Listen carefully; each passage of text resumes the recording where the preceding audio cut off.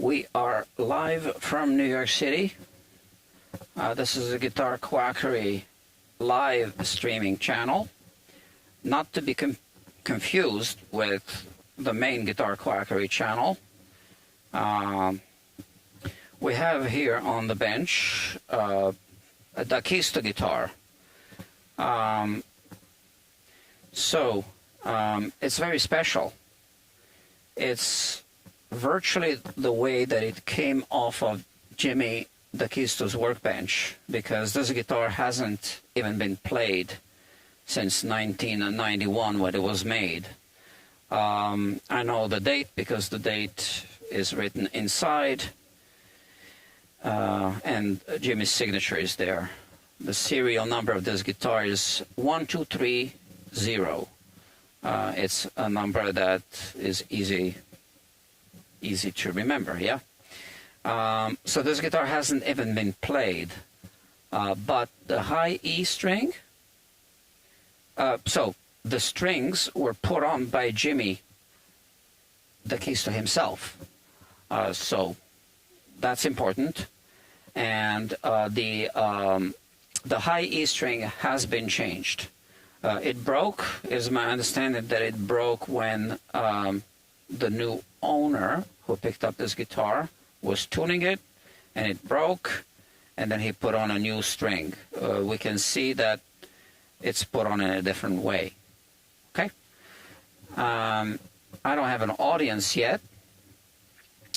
It's a late start because I had to work out a few details, which I did, and I also had to record a full inspection of the guitar for archival purposes, and also for just to have a video on the other channel.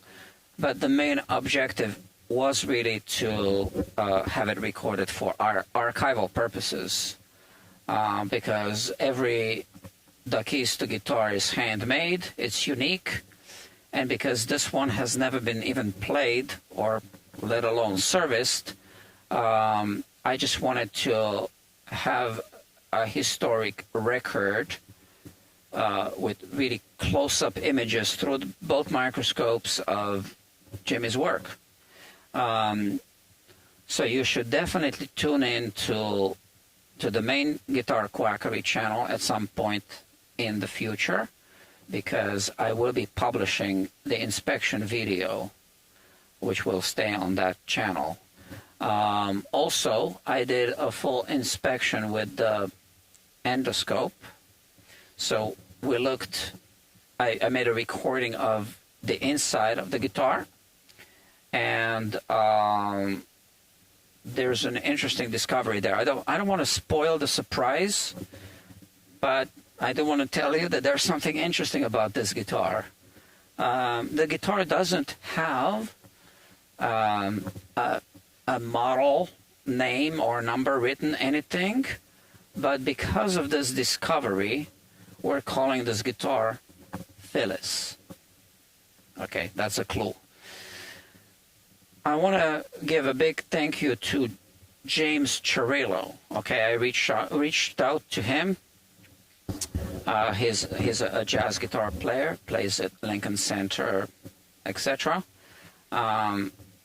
And I was asking him for his recommendation for strings to put on this guitar, because the owner of this guitar wants to play it in the Freddie Green style. Okay, so I wasn't really asking for recommendation for strings because I couldn't figure out what strings to put on. It was just more of a musical recommendation. And it turns out that Freddie Green played pretty much 13 gauge 80-20 strings. So back in the day, there were no coated strings, so 80-20 strings needed to be changed frequently because of oxidation. But now D'Addario makes 80-20 coated strings. These are 13 gauge, 13 to 56, these are the strings that are going to end up on this guitar. I have a set of non-coated strings as well,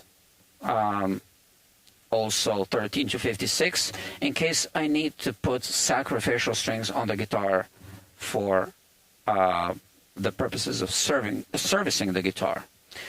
Now, let's talk about the strings that are on the guitar now.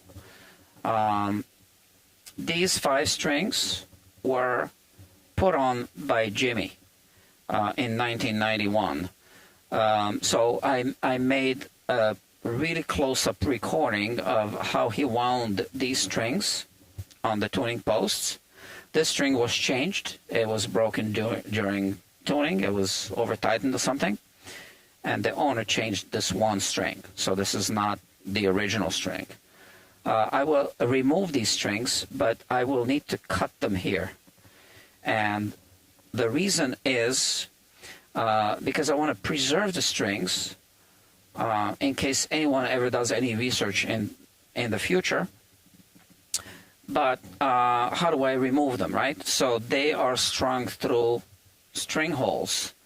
And the only way to pull them out is if the strings are straight. So I had a choice to make. I discussed this with the owner of the guitar. This was actually my idea to preserve the strings, and we both agree that it would be best to cut the strings here, preserve this part with the original signature nut, without disturbing it too much, for the purposes of whatever research might be done in the future. And then we also preserve this string, which is for whatever reasons, is going to be preserved, whatever. So this is the first thing that I'll do. I'm not sure if this is going to be a one-part video, or live stream, or 2-part. But definitely the first thing we want to do is remove the strings. Is that it? Maybe. No, actually. I want to, or maybe not. Haven't thought this through yet. There is one thing that I wish I didn't have to do, but I do. I have no choice. I have to do it. And I will show you this right now. Okay? So don't bark at me. It needs to be done. So this is the bridge of the guitar. And I did notice that this string, even when the customer sent me pictures, I'm going to lift it now, but it was moved in this direction. And as you can see, now the string is hovering above, but these string slots are really not cut very deep. So I'm going to need to cut them deeper. So this is what I'm thinking now. Should I remove the strings? Yeah, because I'm not really cutting the nut. I will simply cut these without the strings on the guitar. So let's remove the strings, and then let's work on the guitar. One more thing. This is where Jimmy installed the bridge. So we want to mark this off. One way to do it is with low tack tape, or you can use Post-it notes. So I'm simply going to put a Post-it note here and another one here.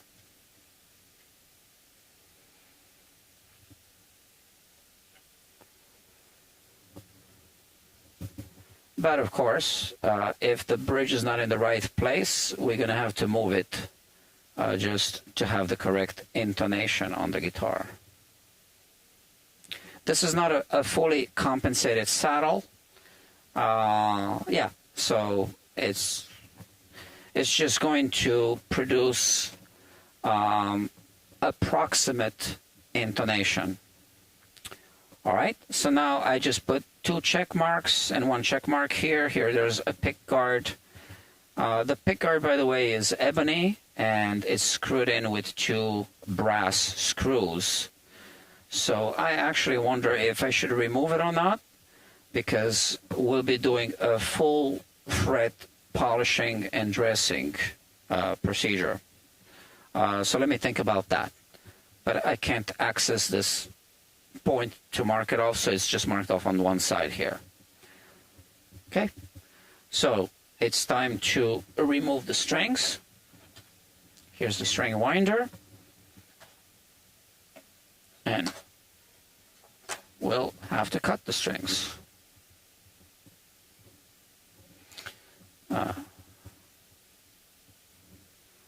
Here we have the headstock.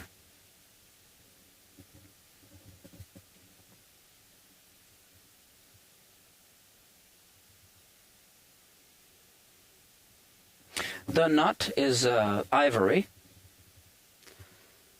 Okay. I already loosened the truss rod cover because I had to adjust the truss rod a little bit. The neck had a back bow, so I had to loosen the truss rod just to make sure everything works before I attempt to do any work on the guitar.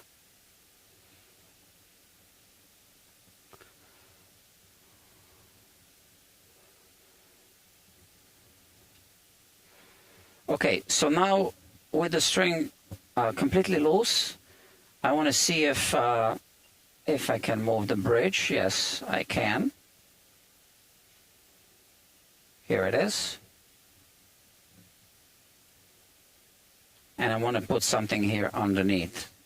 You know, just a polishing cloth, really. Or a napkin. I do have a polishing cloths, obviously.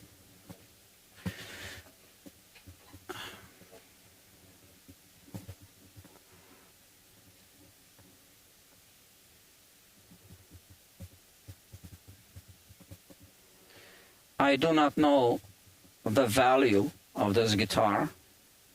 I did check how much they go for, and well, let me put it this way. We're going to be extra careful with this guitar. And I'm not sure if this might be the last one in existence that has the original strings on. And that's really never been played. I'm told maybe it's got 3 hours of play, and we'll look at the frets and we'll see that that's in fact the case, because there's no fret wear. So now I do need to cut these strings. So I'll cut them here close to the nut. Maybe here.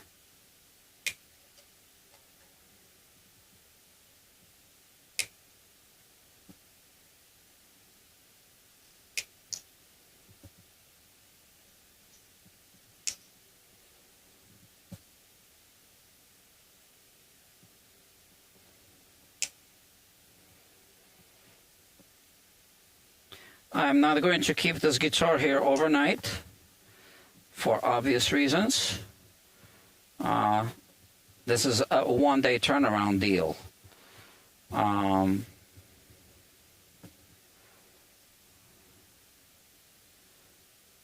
Okay, gotta carefully push them out and then pull them.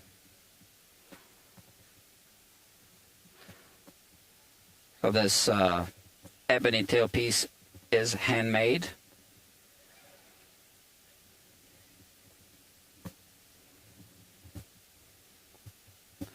Jimmy also included an extra pack of strings.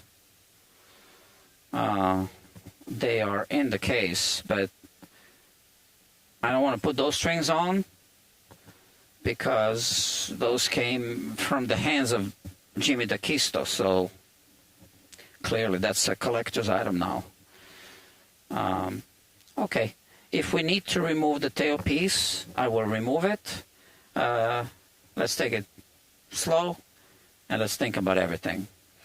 So now I want to remove these, but I don't want to alter the signature nut, how he tied it, right? So I want to keep it curled up if I can, as much as I can. Well, as much as possible.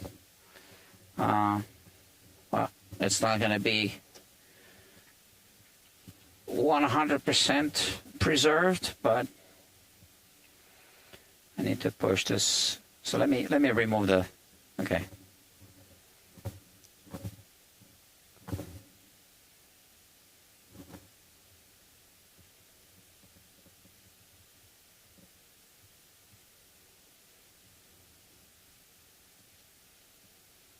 So there's a close-up recording of this.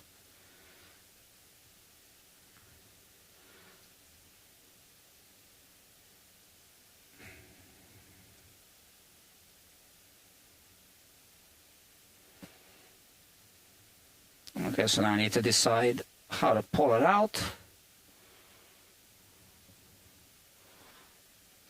Like that.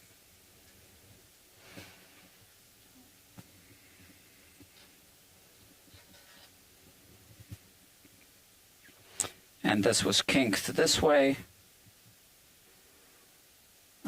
Yeah, all right, so I removed one. Now let's do this one.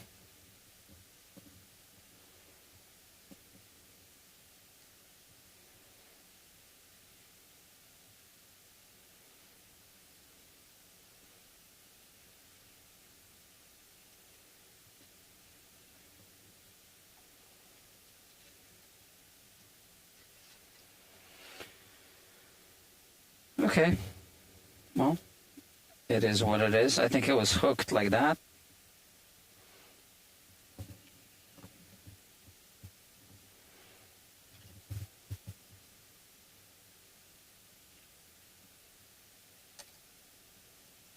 I feel like an archaeologist now. Maybe these strings will end up in a museum. I've seen a couple of the acoustic guitars at the Metropolitan Museum of Art a few years ago. There was a guitar show.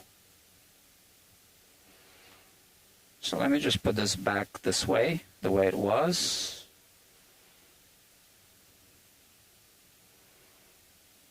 Okay.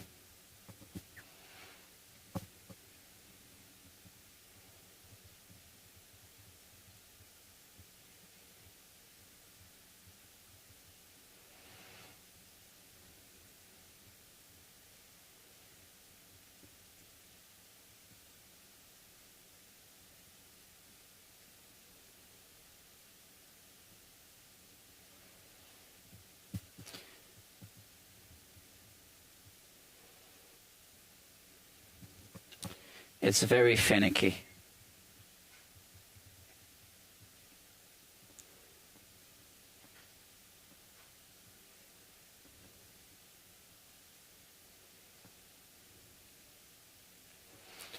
I'm gonna have to go this way, yeah. There you go. All right, so now hook it back on.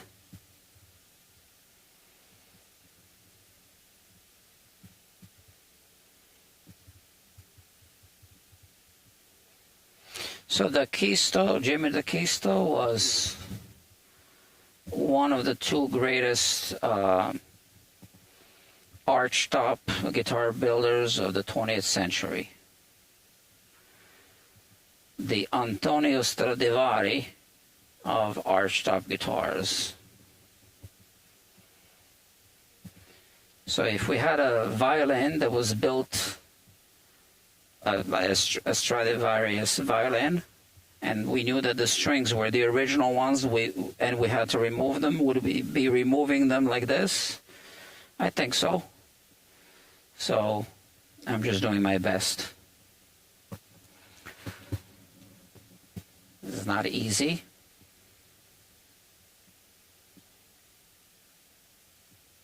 So what would normally be a 10-second job is turning into a little project here.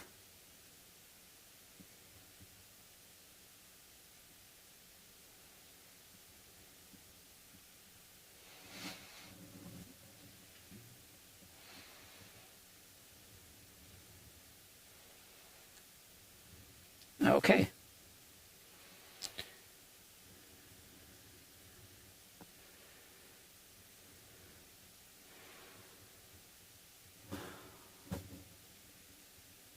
It was hooked like this, I think.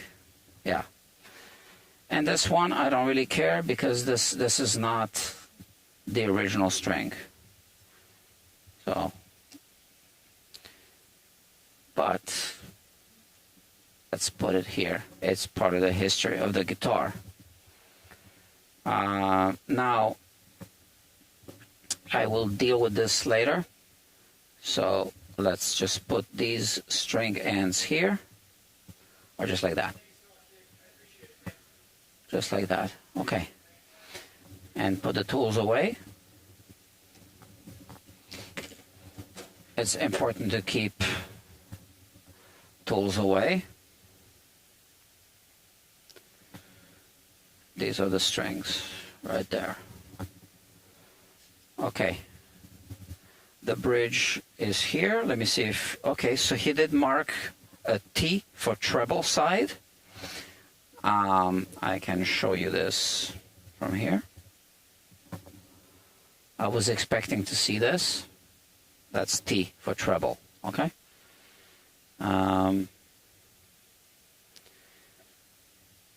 So this part here, this is where we found that little air pocket.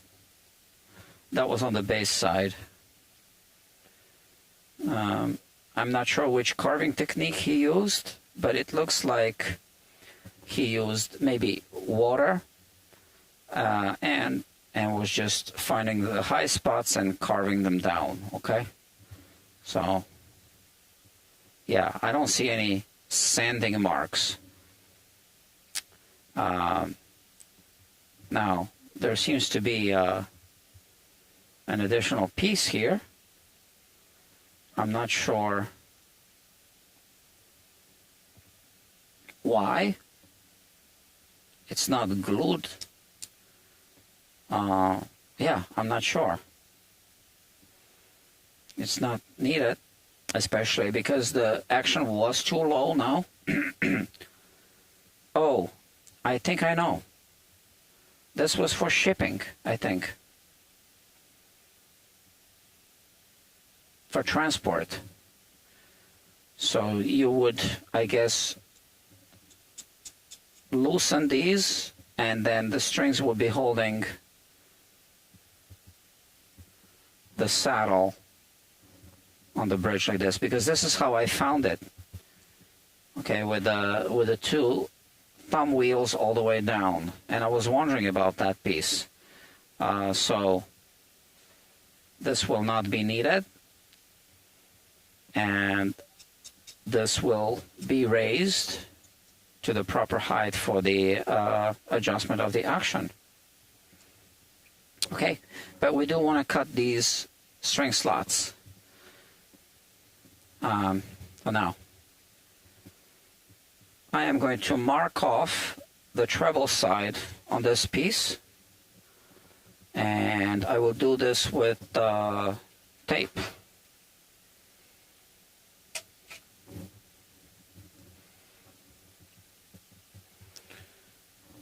So I usually mark off the bass side, but Jamie marked off the treble side on the bridge itself, so why don't I follow the same logic?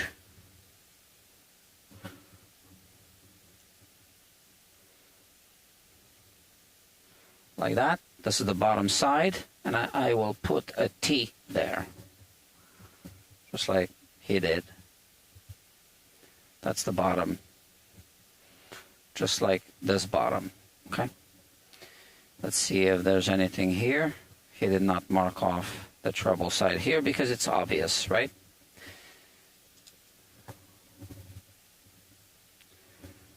Okay.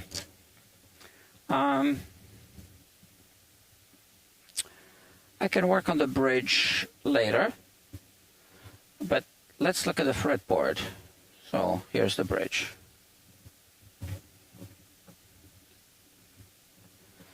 I see quite a few people are watching. 6 people currently.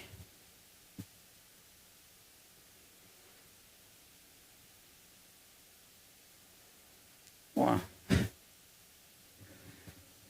yeah, okay.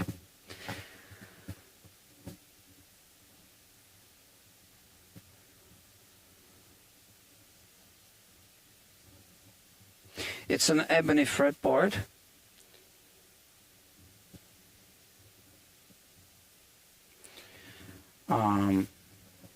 Why don't we have a look at the frets?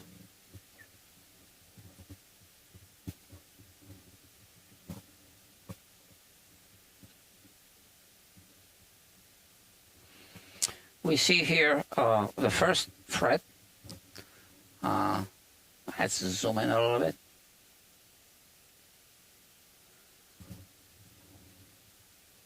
So he used obviously a 3-corner file to recrown the frets after leveling.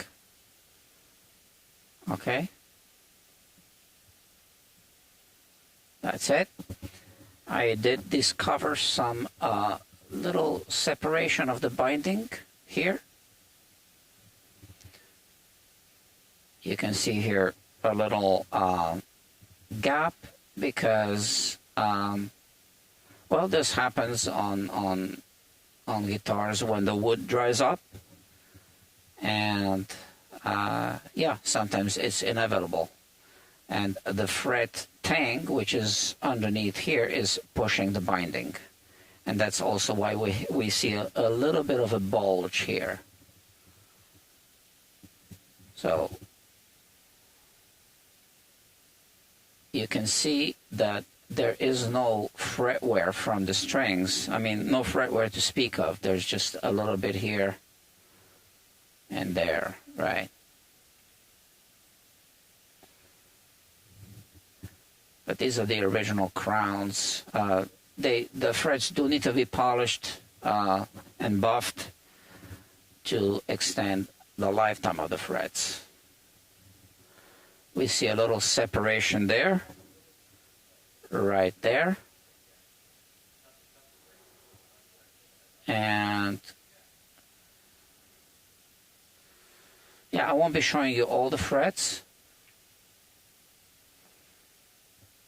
but that's what they look like.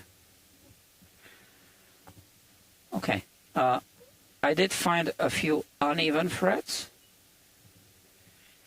I'm using a dynamic microphone, so you will not be able to hear this unless I activate a secondary mic,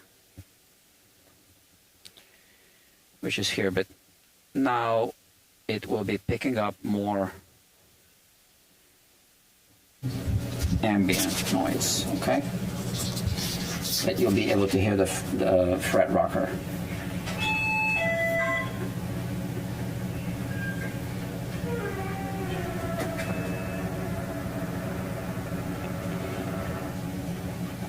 This is the fret rocker. This is even. There's a high fret, a high spot here on the 3rd fret. Okay, but not on the bass side. A high spot here, a little bit here,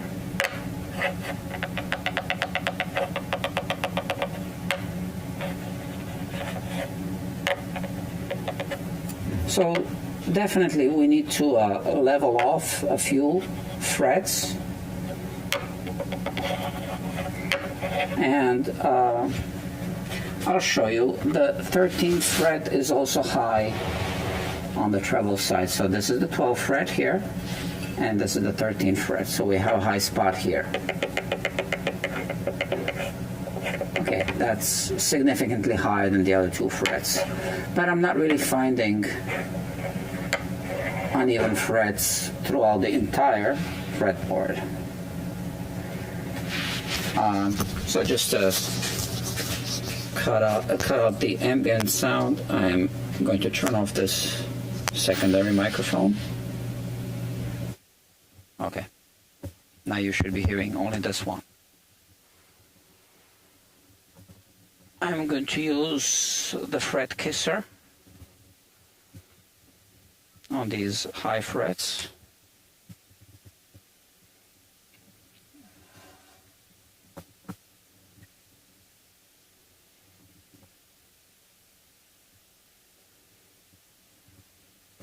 Right now the truss fret is completely loose, and I'm not getting a back bow even when the strings are at full tension. So we want to make sure we don't have these uneven frets anywhere. So that's the 3rd fret, and we can just take off some material in this direction first, and then finish it off like that.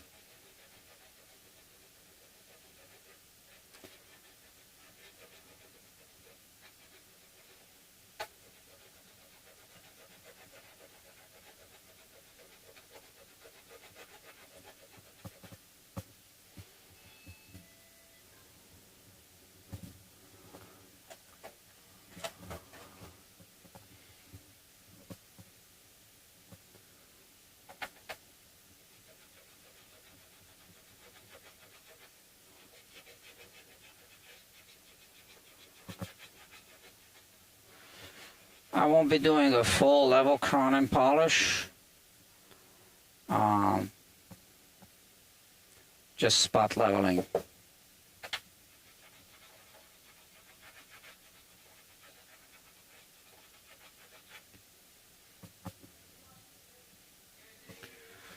Okay, and that's the 3rd fret.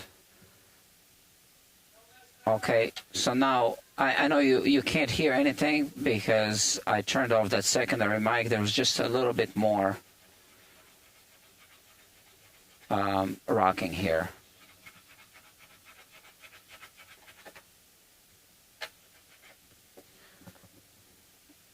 And this fret was also high, so we need to do this one.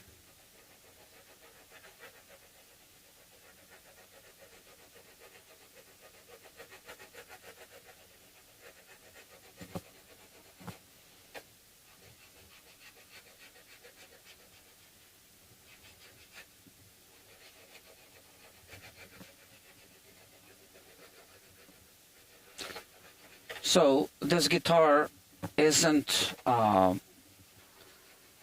intended for an exhibition. We want to make sure that it's performing correctly and that it's playable, that it's not buzzing.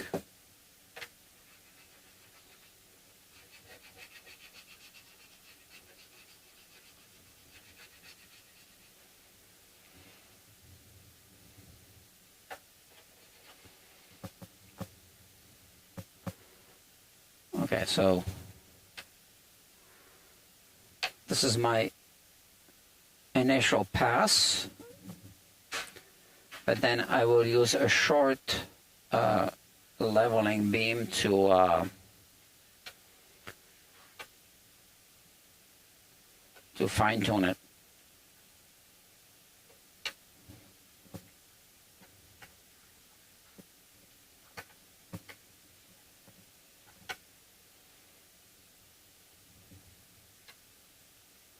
Maybe there's a little high spot on the 12th fret here.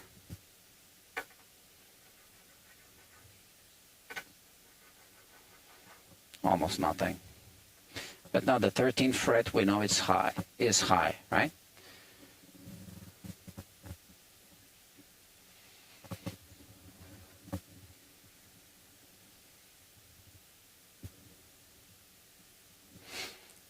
That's this one.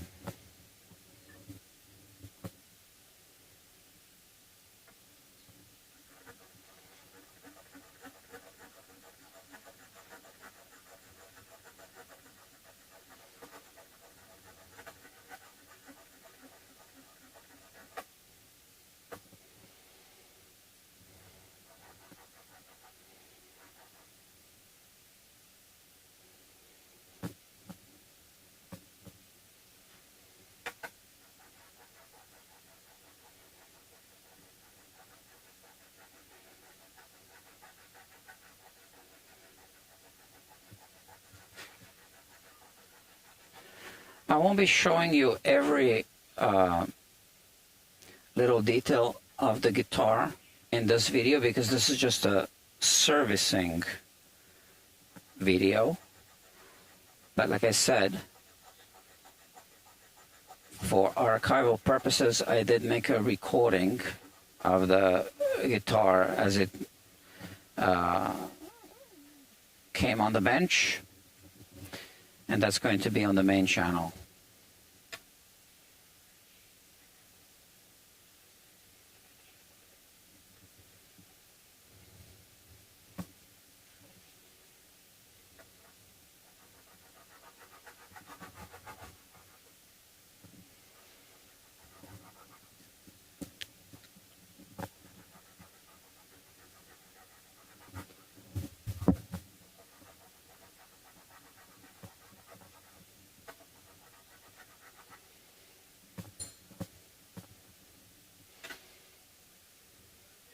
Okay, that's it.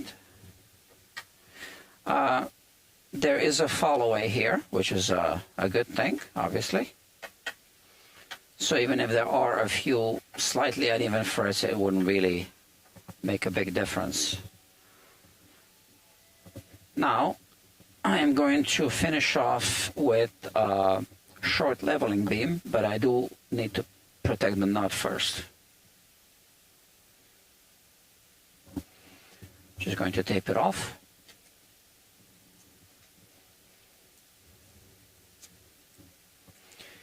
The tape I like to use is this delicate surface painter's tape.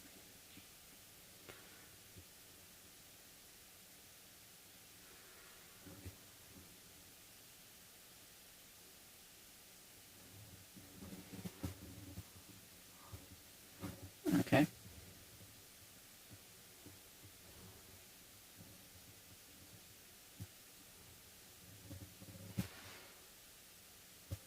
And now, okay.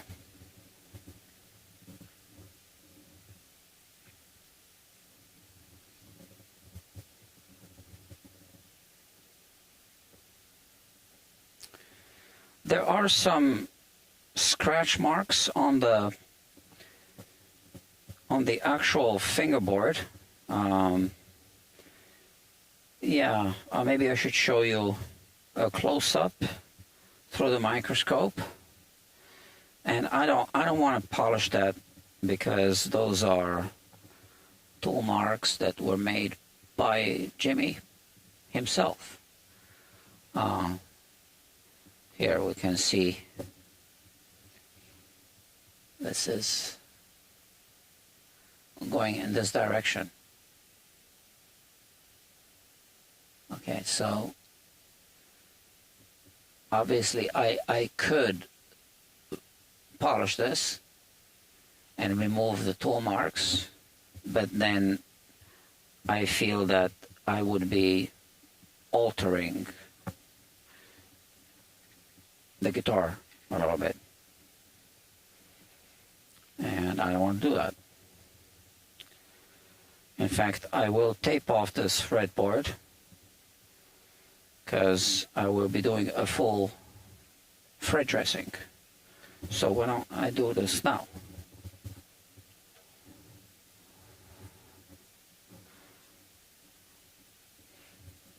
tape I'll be using is this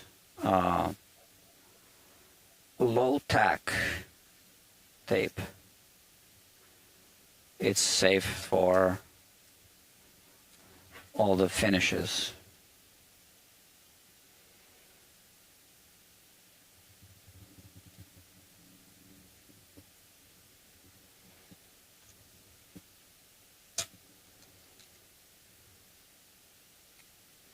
So this is going to take a minute.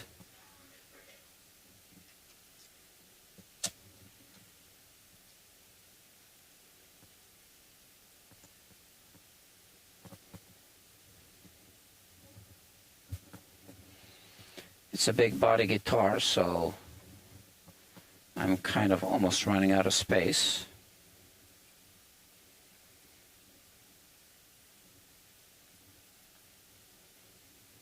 Yeah.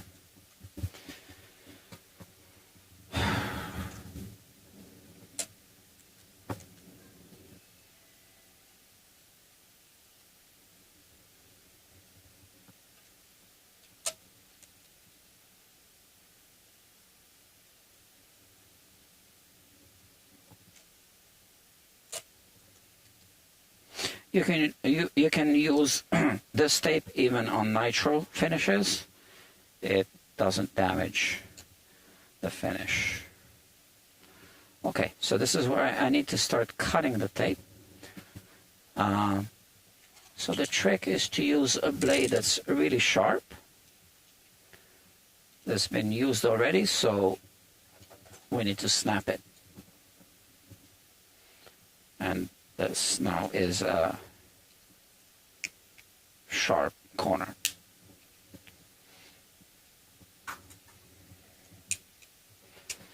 So this way, I really only scratch the surface of the tape when the blade is sharp.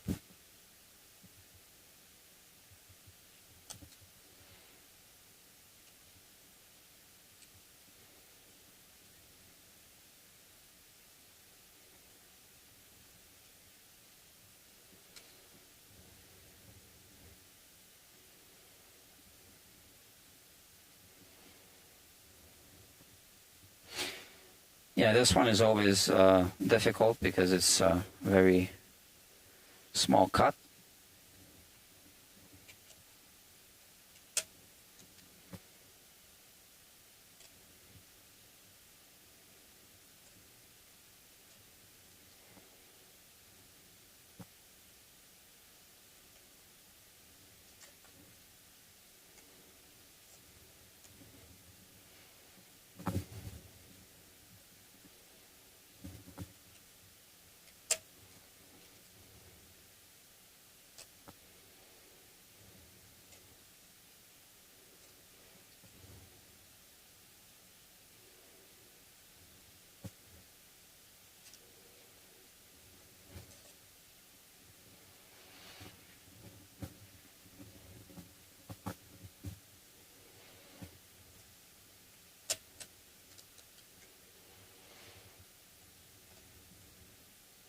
I don't know how to play in the Freddie Green style. You know, it's chords up and down the neck. So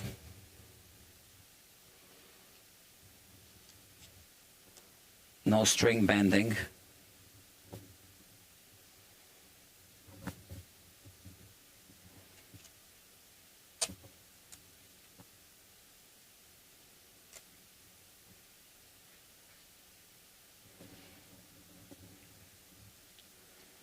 It's a big band style.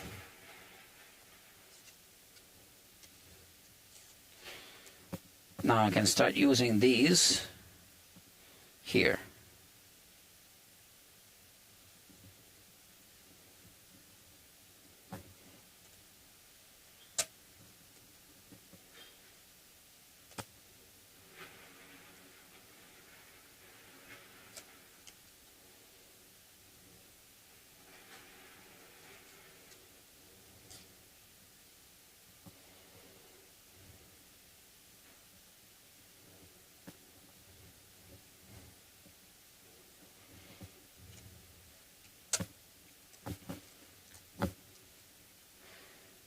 I can't narrate every single move I make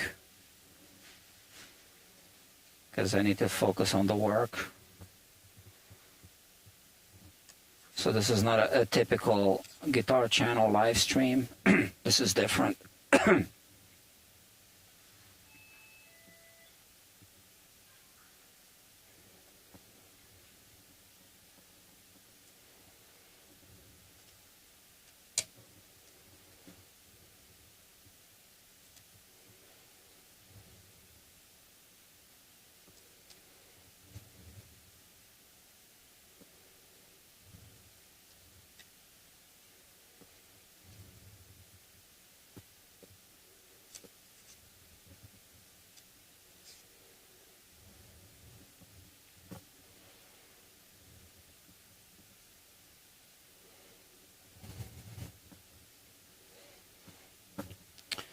All right.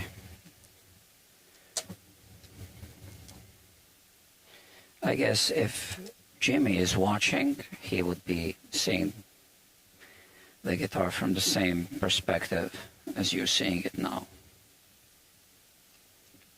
I guess.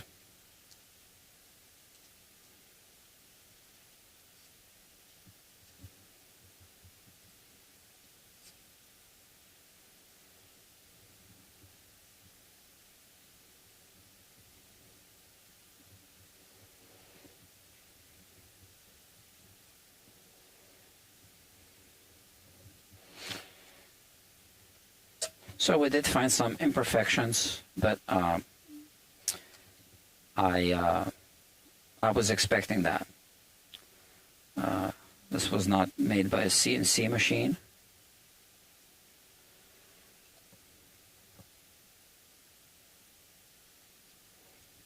It's a hand-built guitar.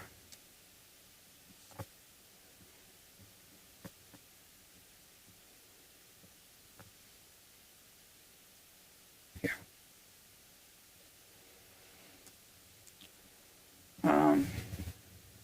Yeah, I don't think I need to remove the pick guard. I can just protect it and it'll be fine.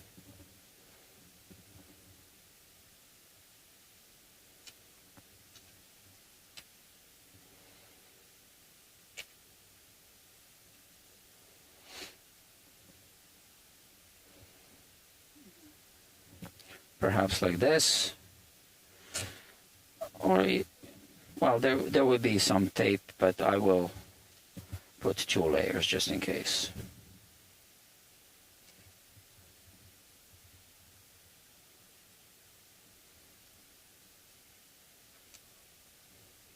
All right, that's good.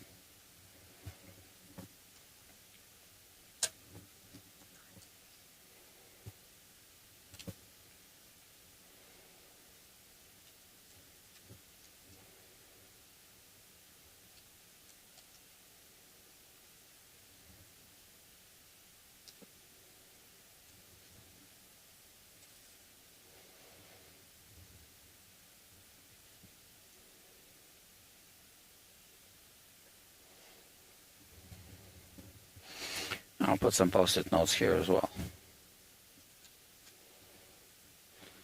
Here I can actually put it under the fingerboard.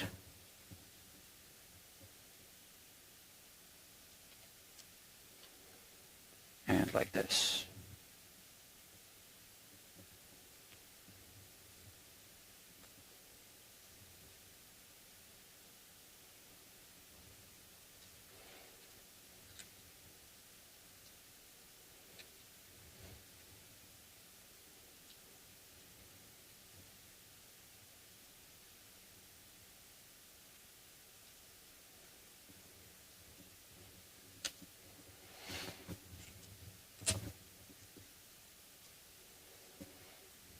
Okay.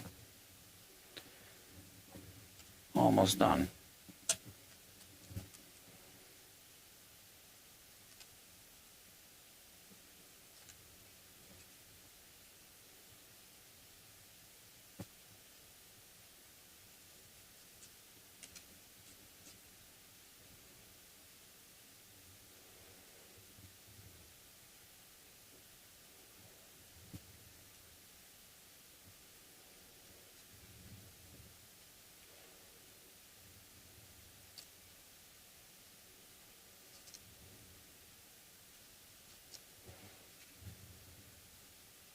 Oh, you see.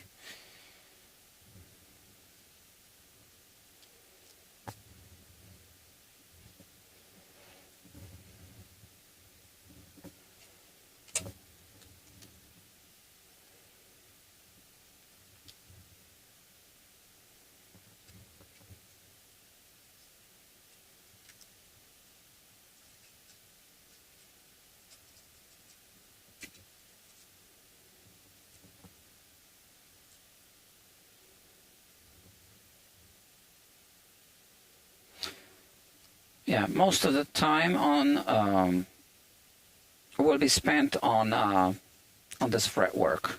Okay, for sure.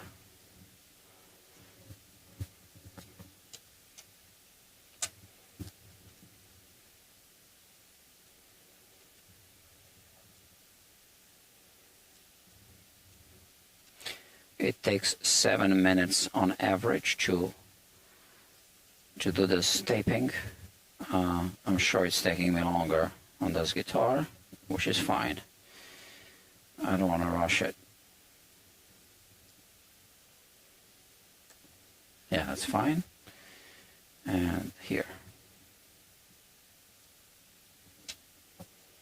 I'm using 2 post-it notes, yeah?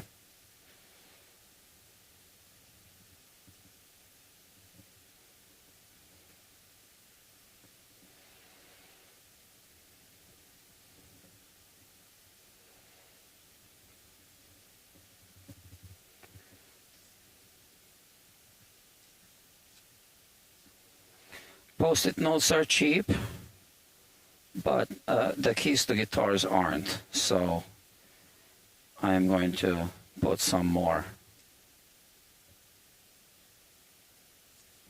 It's a no-brainer.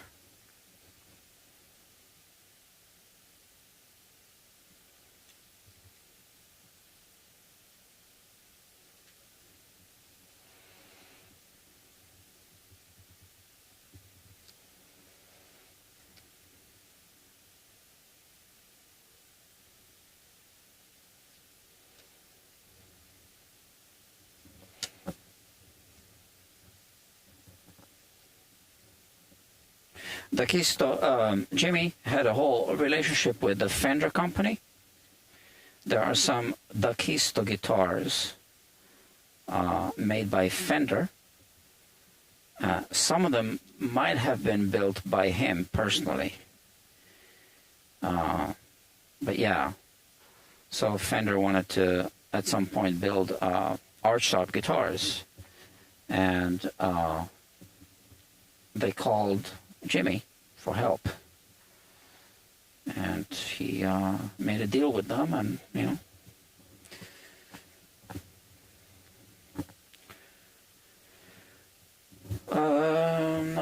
I'm almost done taping.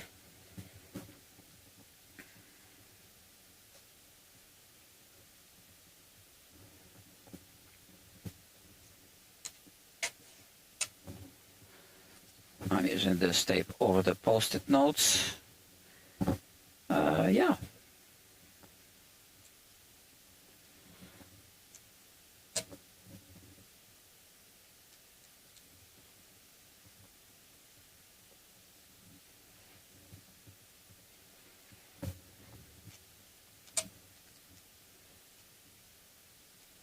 Yeah, we're not gonna scratch anything on this guitar.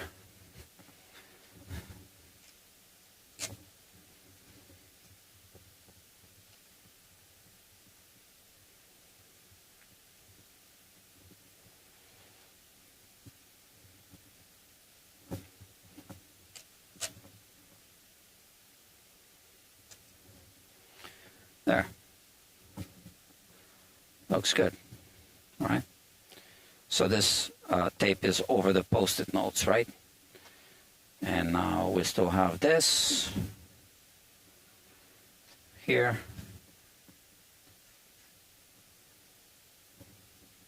Yeah, I think we're good. The truss rod is now completely loose. I had to modify. So yeah, again, I don't have too many tools on the workbench. tools that I no longer need. Well, maybe I'll use the fret rocker, but I'm done with this, and this goes here.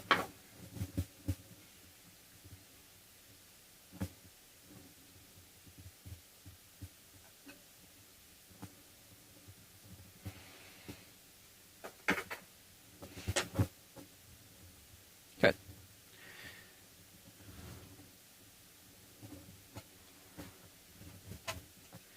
I'm going to use the short leveling beam to go over sections of the fretboard,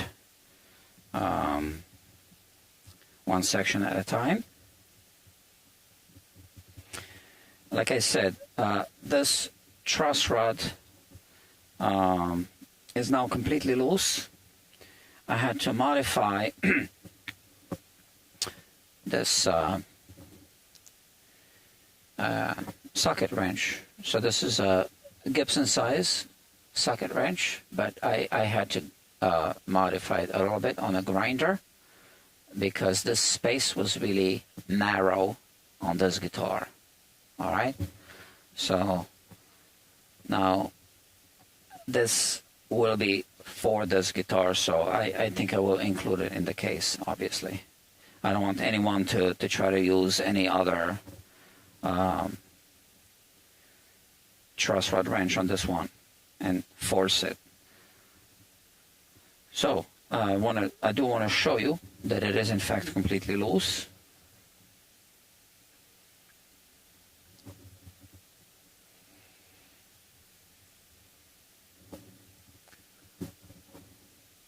Just trying to focus first. So this is completely loose, yeah? And this is now starting to catch, right? But it's basically loose. And now the question is, after I touched up a few high spots, do we have a back bow or not? And, well, we'll find out. So this is a straight edge. I'll use this side. So there's a follow-away here. So this could throw our measurement off, but there is a little bit of a back bow. This is why this straight edge is pivoting around this section of the fretboard. Okay, so we are going to level off a little bit.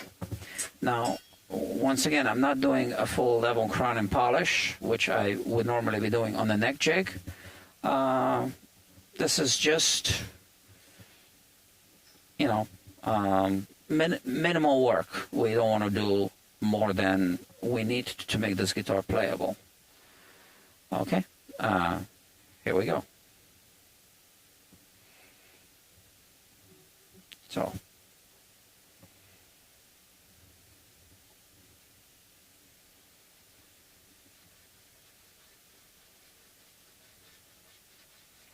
I'm going slightly diagonally in an X pattern first, and then I finish off like that. Okay. And I look at the tool to see where the frets were high. So I can see that that third fret was the highest one.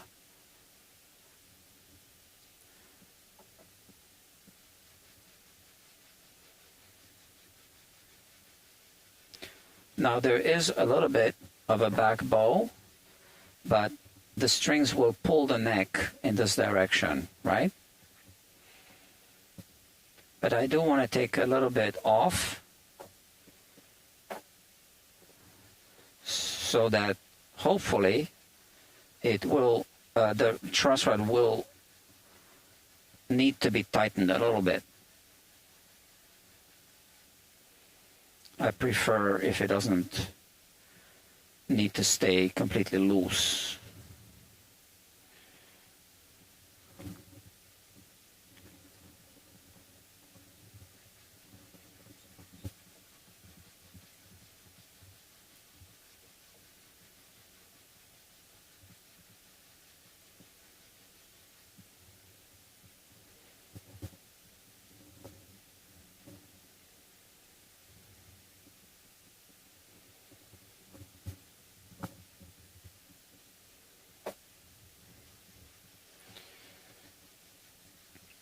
I'm not using a red marker to mark off the frets. I am basically repositioning my body to catch a reflection. I can see where the scratches are, tool marks. So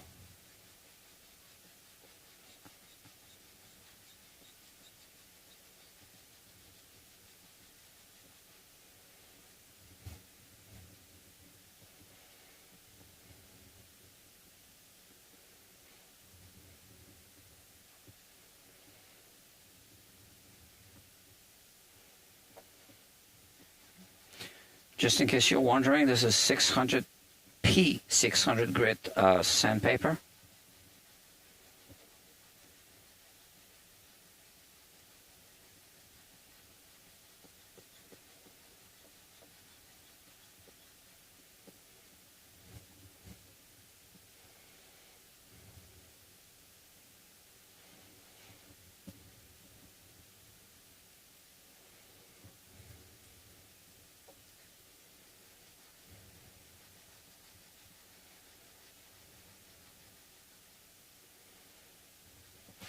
So I use the fret kisser to take off, basically to rough it in, and then I use a short leveling beam to fine tune it. I guess that would be the word.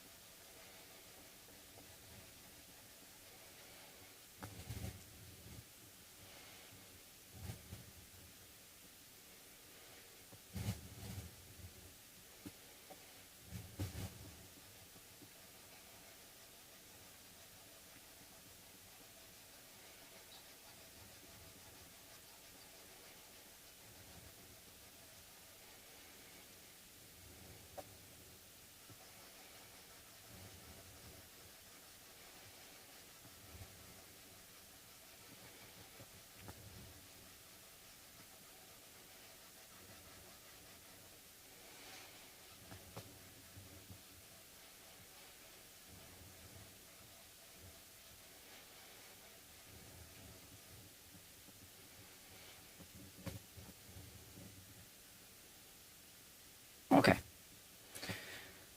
Just want to go over all the frets with a fret rocker.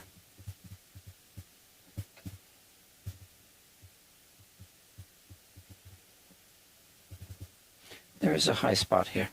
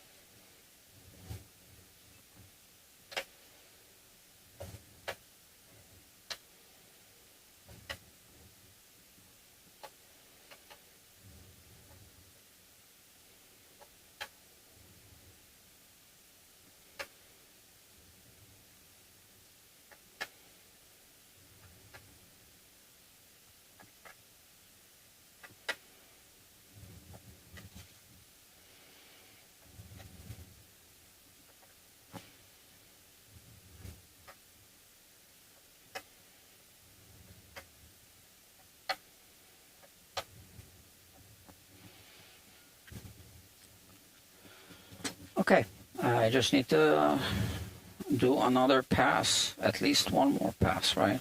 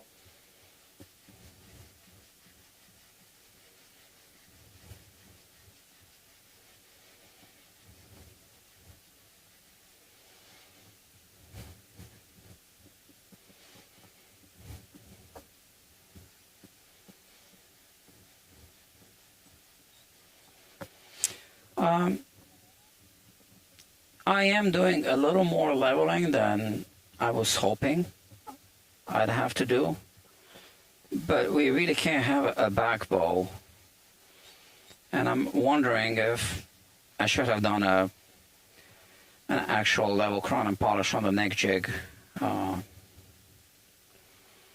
because of that neck back bow.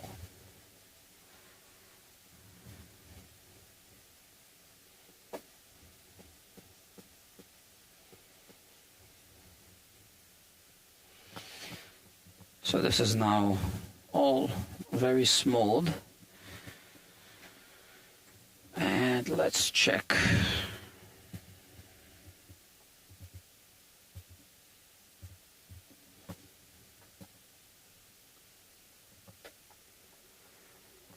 Yeah, there's still a little bit of a hump here. So now we don't know how much the strings will straighten the neck. So I did, discuss with a client that we're just going to do minimal work. And if we need to do more work, we're going to do more work. So I need to think.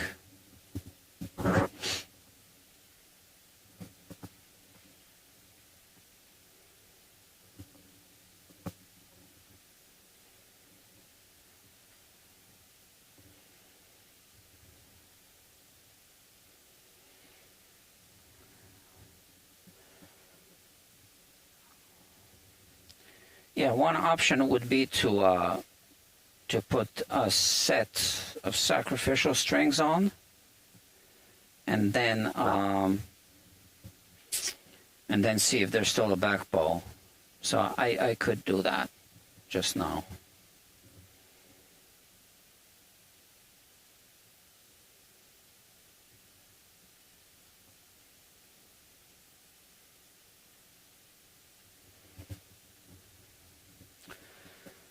Okay, so I just removed that tape from the nut, and we can totally put strings on this guitar like this, not a problem. I think that would be the best thing to do. But now the question is, should I? Yeah, I think I should first fix these string slots. Okay, because they are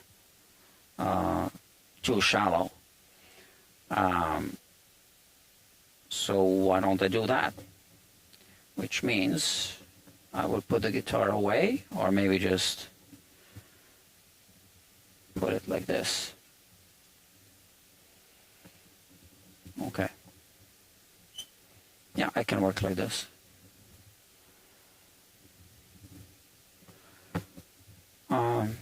Yeah, so I'll put these strings on, but first I need to make sure that these string slots are deep enough. And then we'll have to decide if we need to do a full level crown and polish on the neck jig, or if this is okay.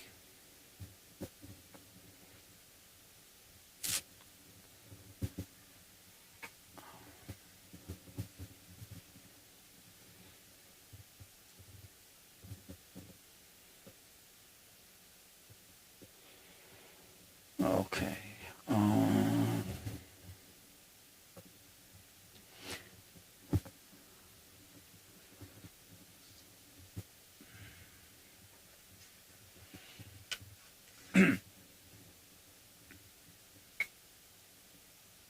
Alright, this is what I was looking for.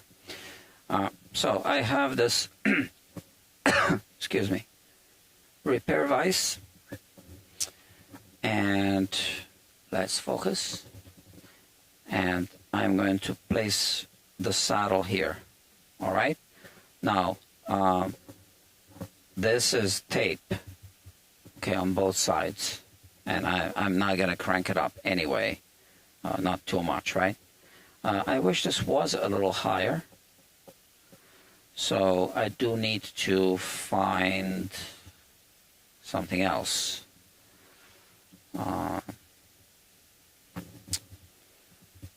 Something that's a little taller than this.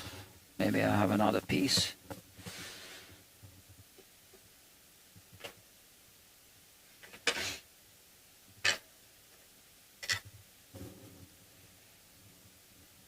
Or, yeah, got an idea.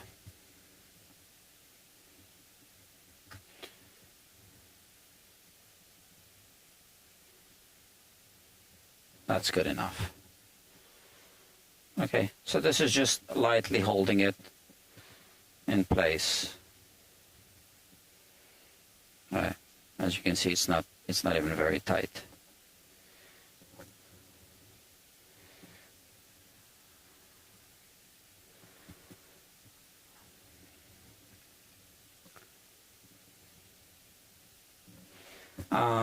I do need to lower the microscope to get it into focus.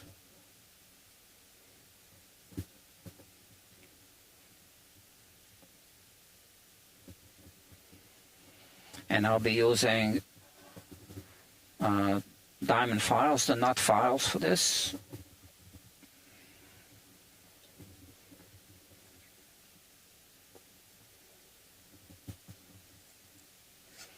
This is a playability issue, so it really needs to be done. I wish I didn't have to do it, but it needs to be done.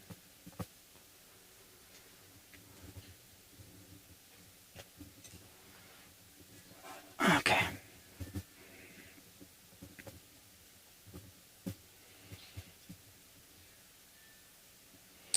We're zoomed in on the low E string, and we just need to cut it a little deeper. So you can clearly see here that the string damaged the top of the saddle a little bit. We can puff it up with steam later if we really need to do it. And this is the file, so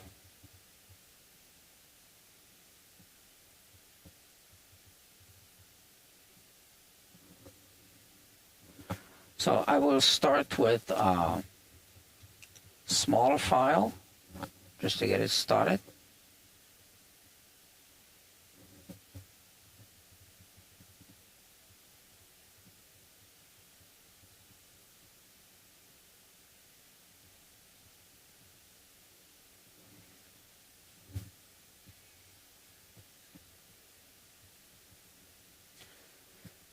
Here you can see from the side.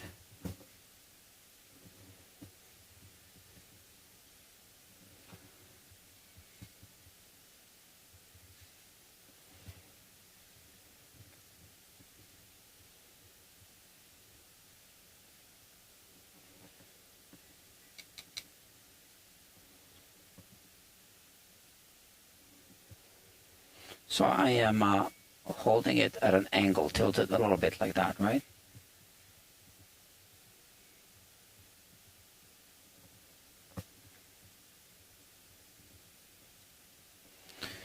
And now the bigger file. This is what we see now.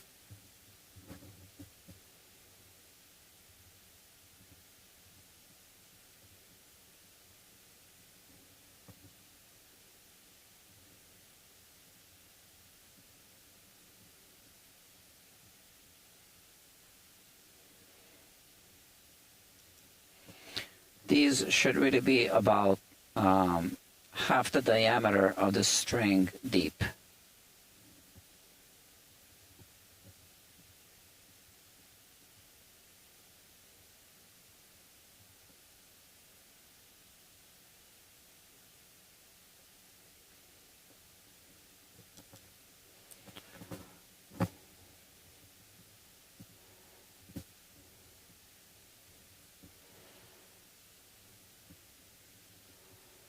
Just a little bit more.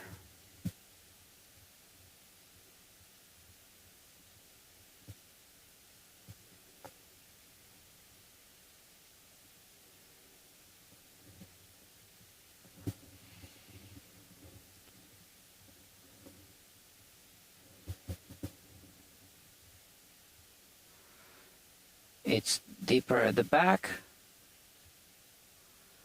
I want to cut it just slightly deeper.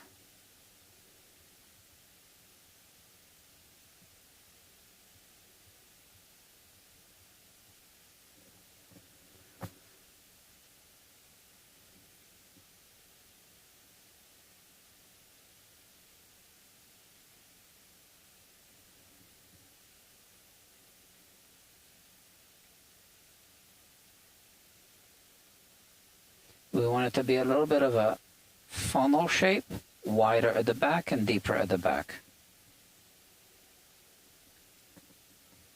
so that it's well anchored here.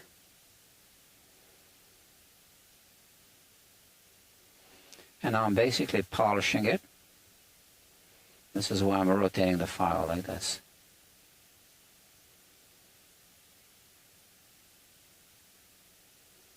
All right.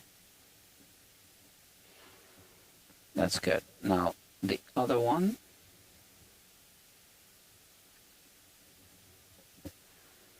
Yeah, there's barely anything there. This is going to have to be a 46 gauge file is going to have to be used on this, but I will get it started maybe with a 32.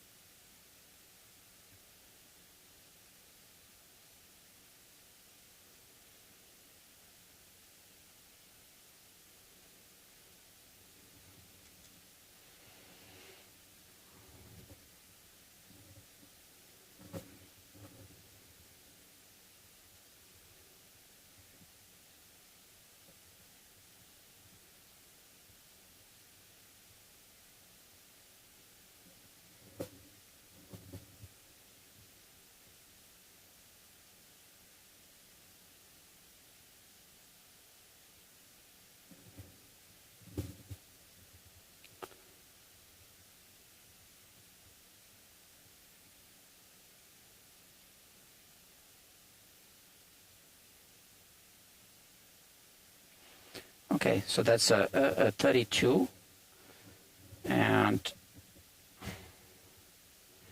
now I just want to finish it with a 46.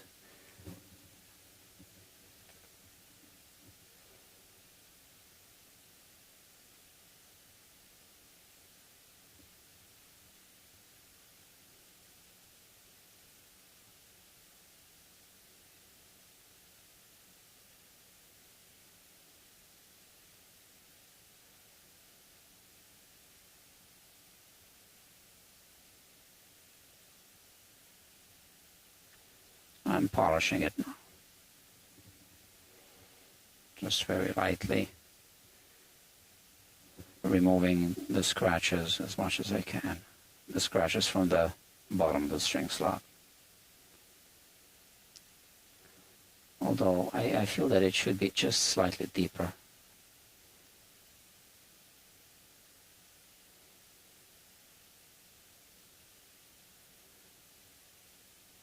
Again, we just don't want the strings to fly out when we play harder.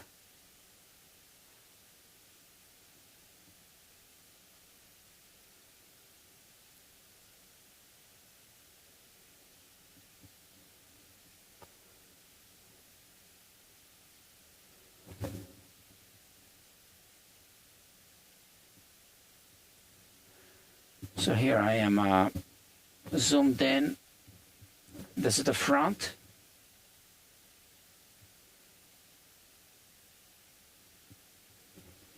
It's about half the diameter, I think.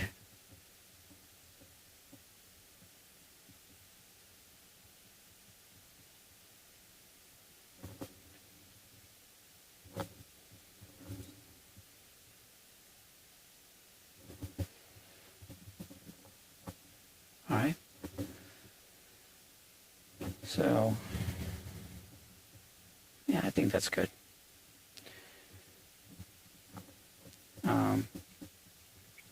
We can also open these strings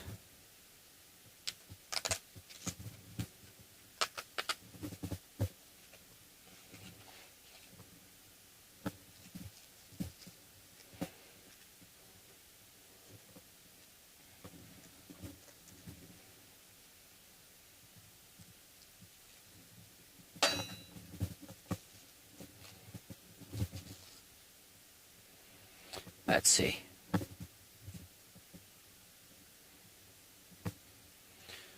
So these are the two strings, and now I just place them here and just kind of use my best judgment, and I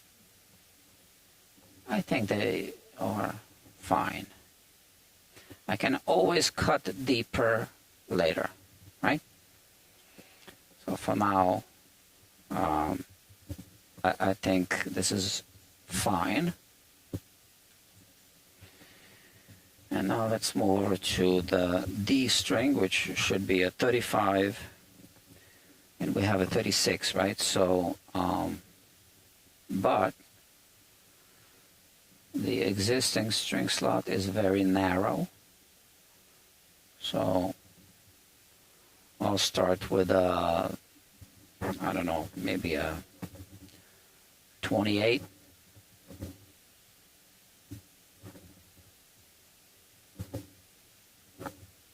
So it looks like it's not cut straight, and that's because the saddle itself is cut at an angle, right?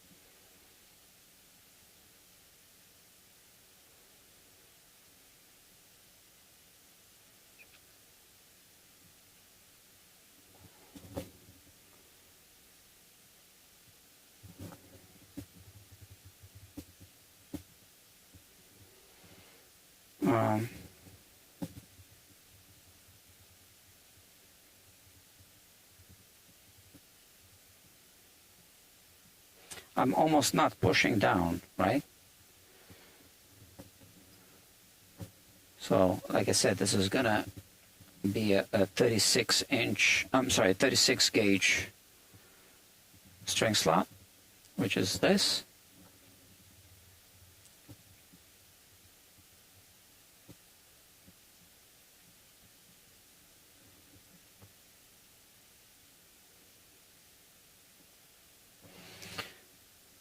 Yeah, we're there.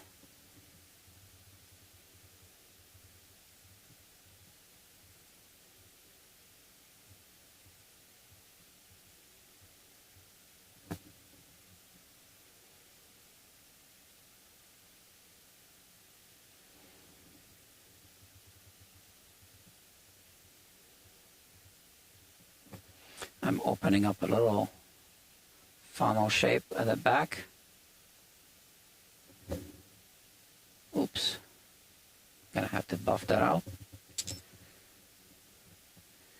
And yeah, I think that's good.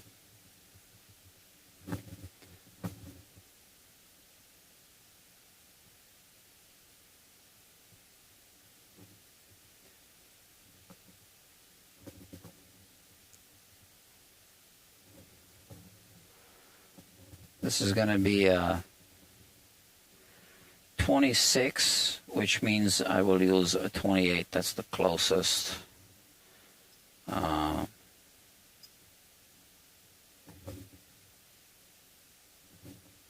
maybe I'll use a 24. And then the string can cut deeper.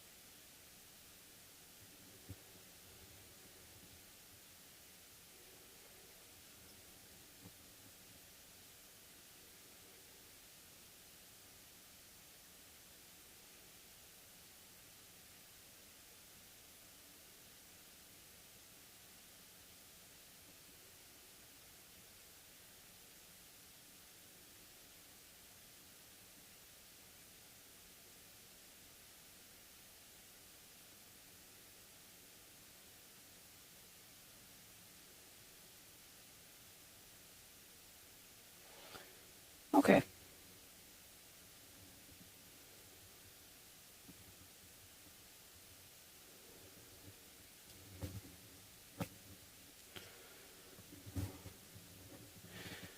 Now we are going to use a 17.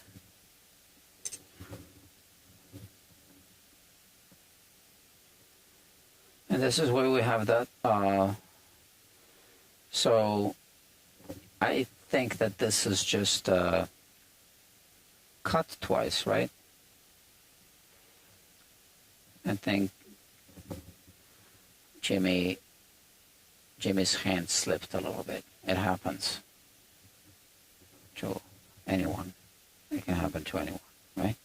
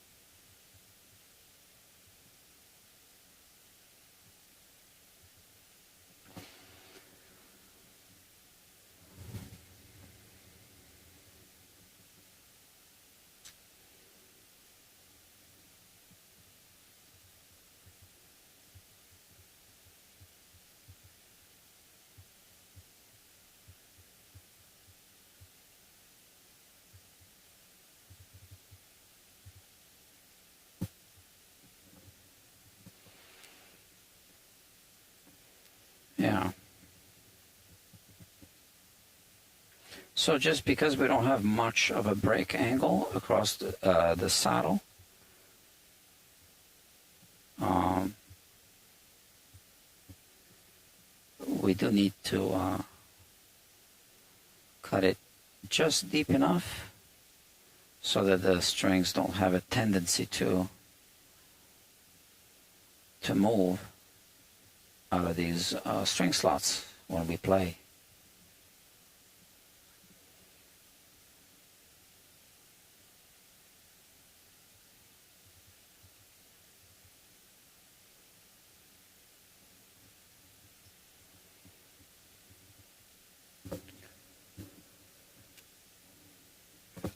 And this one's going to be a 13 gauge.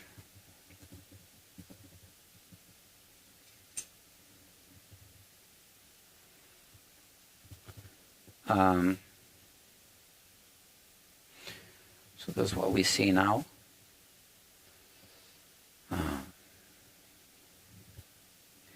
Yeah, we should really make sure that it's seated at the front.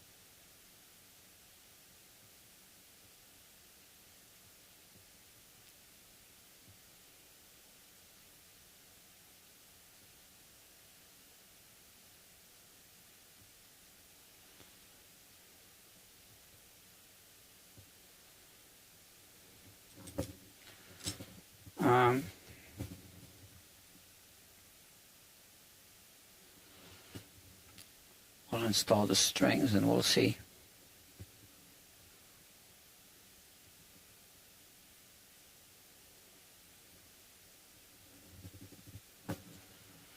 Okay.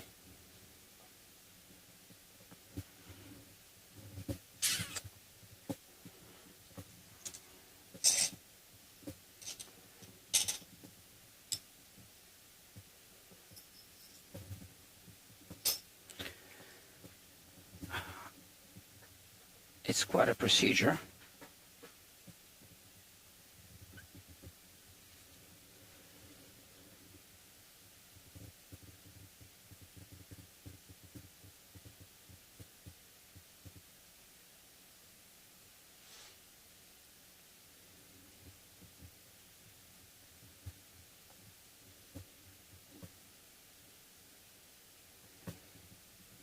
I'm just reading your comments. Yeah, I can't like really reply to the chats because I need to focus on this, right? Okay.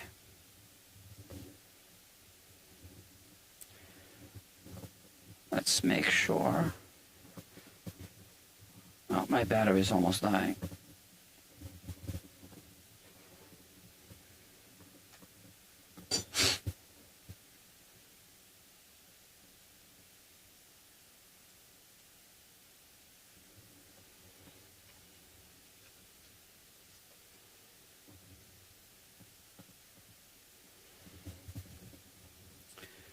Okay.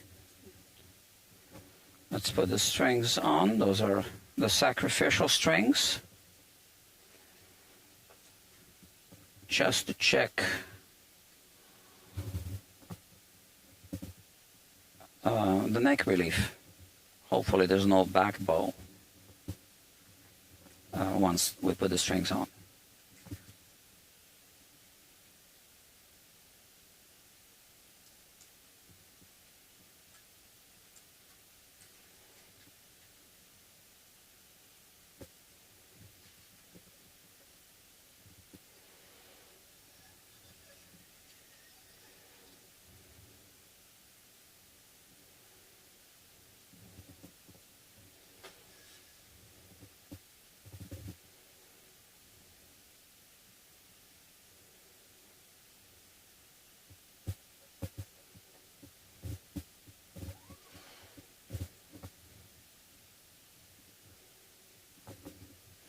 I'm putting the strings on same way that Jimmy put them, with the ball ends laying flat. Yeah, this way.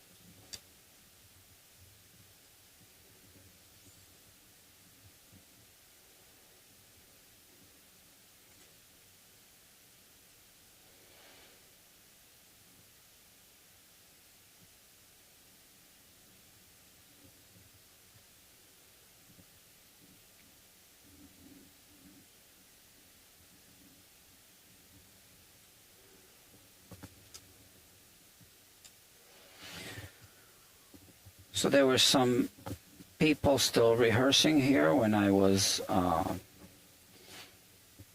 getting ready to do this live stream.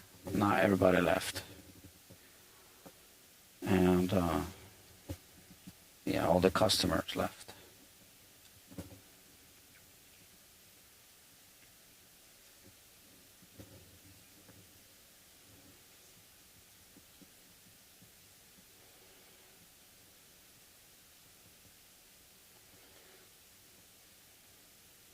Okay, we do need to tighten these bushings just a little bit because I can turn them by hand, right? So we don't want to over tighten those. This is just part of every setup or restringing. You need to check just a little bit. I mean, I don't know how to describe it, but it's just so that it's not loose. And they will become loose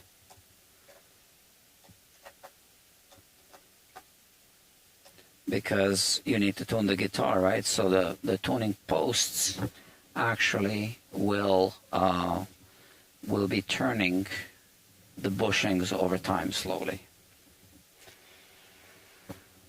Okay.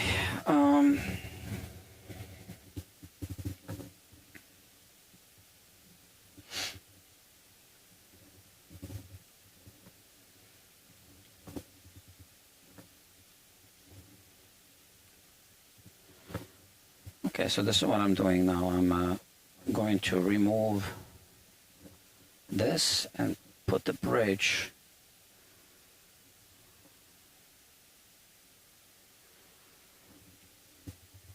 but I feel maybe I want to put something there in the meantime.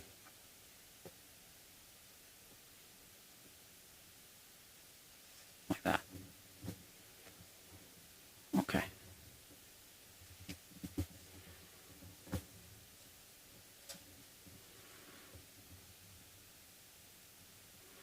The treble side is marked, and this goes like that.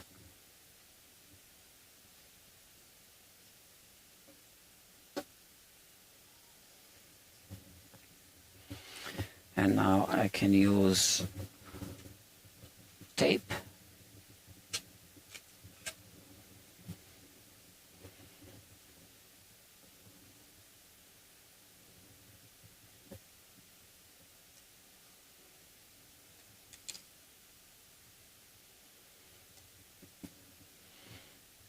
okay, and I will do the two E strings first.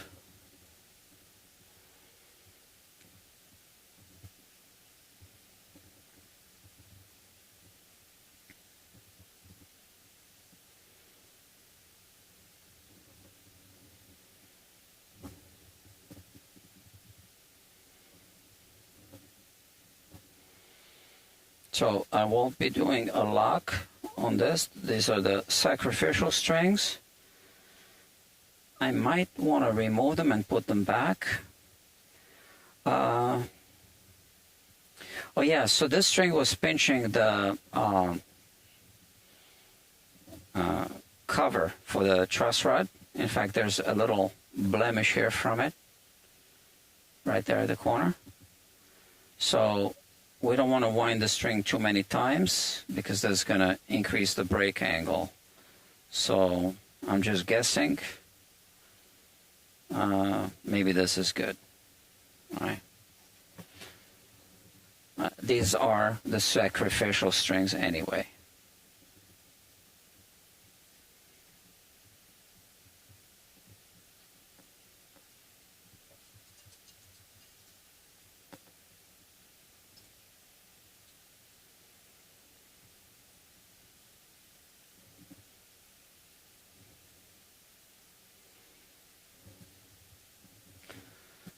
Now I just need to check this before there's any tension.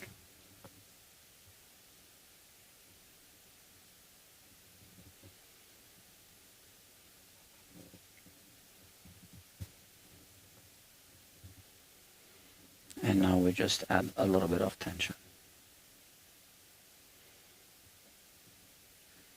Okay. And here we need to put the other string on.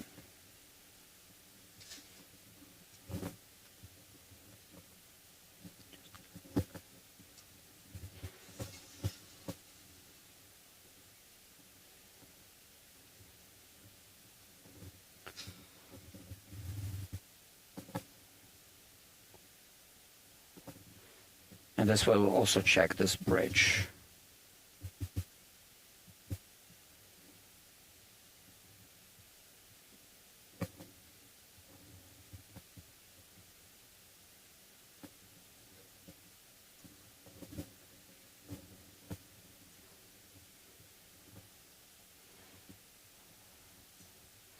I'll put these strings on, and then we'll evaluate, and I think I will take a short break. Here I want to adjust the height a little bit. I want to overshoot a little bit. I want to go higher. I'm just eyeballing it. And then I will lower the saddle.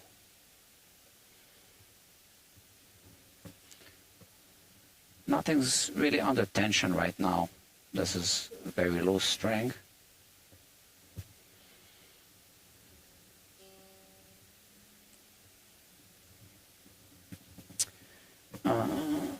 Yeah.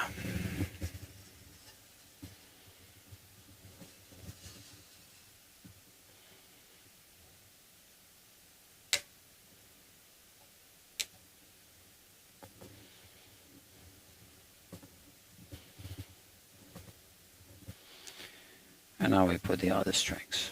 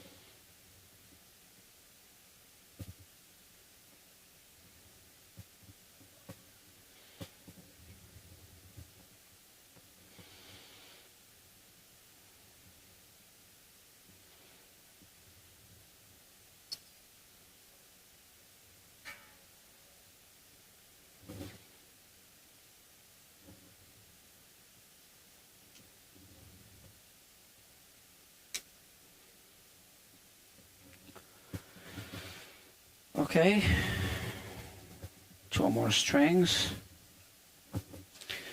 Yeah, I think, they're seated much better now. I might still need to make an adjustment. Not sure at this point.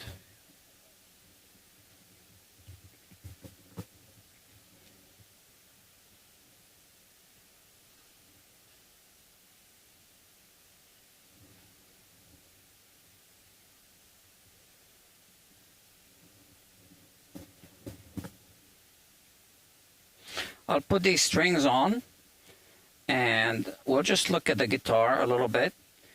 I do want to let it rest with the strings at full tension for, a few minutes. And that is going to be the perfect time for me to take a short break.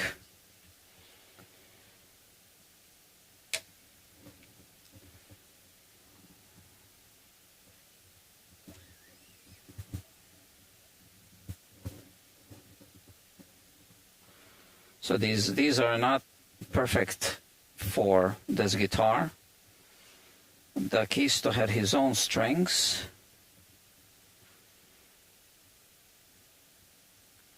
I think you can still buy some new old stock.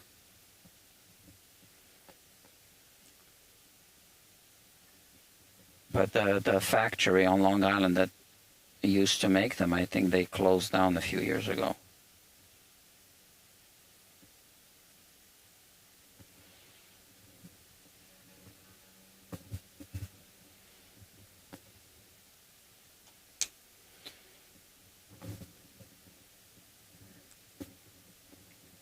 All right.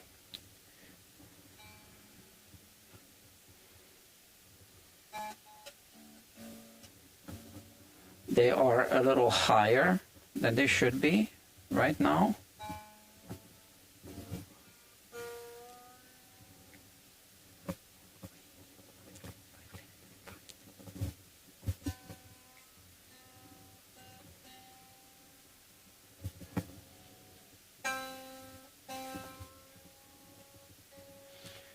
Just making sure the bridge doesn't move as we're adding tension to the strings.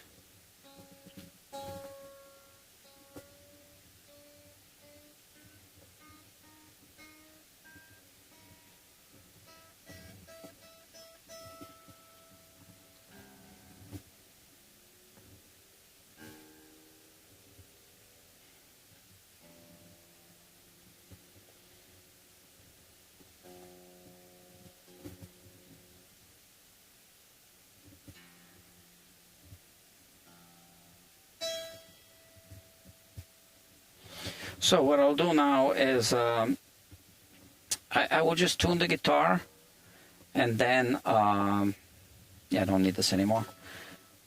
And then I will take a break and resume. Okay. So thank you for watching, and yeah, let's talk soon.